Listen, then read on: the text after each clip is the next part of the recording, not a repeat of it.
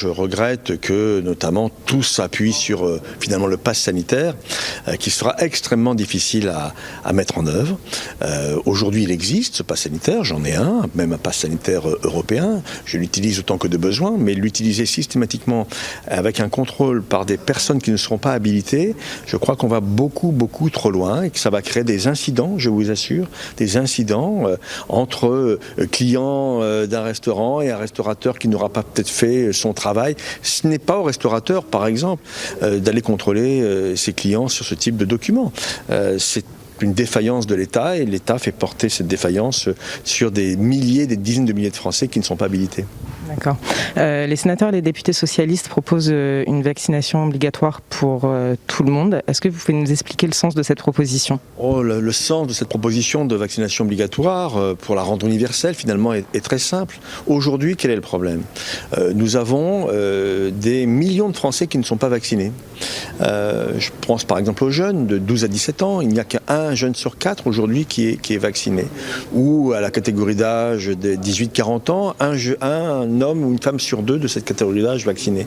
Donc ce sont des millions de Français qui sont des cibles potentielles pour la nouvelle pandémie qui nous frappe, cette 4e vague, puisqu'on est dans la 4e vague. Et donc toutes les solutions qui sont aujourd'hui imaginées sont insuffisantes.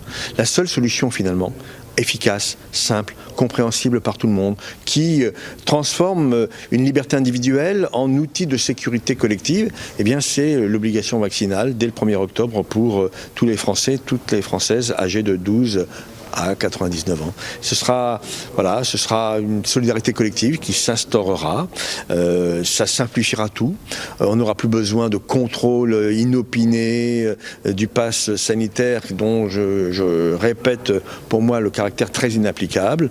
C'est une manière de créer une solidarité entre les Français de manière responsable, de nous appuyer sur cette responsabilité pour avancer et lutter définitivement contre ce variant qui nous empoisonne la vie depuis maintenant près de 2 ans. D'accord. Dans la perspective où il y aurait une vaccination obligatoire, on a vu qu'il y avait des gens, des groupes qui manifestaient notamment et qui sont contre ce vaccin.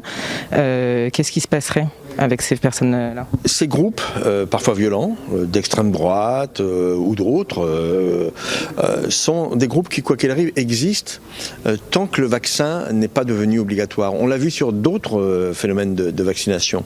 Donc le pass sanitaire, finalement, c'est un trou dans la raquette qui permet à ces anti-vax de s'engouffrer. Eh bien, nous, notre solution est bien plus simple. Si tout le monde doit être vacciné, et avec des sanctions raisonnables par rapport à cette obligation vaccinale, eh bien, vous verrez que ces groupes disparaîtront d'eux-mêmes.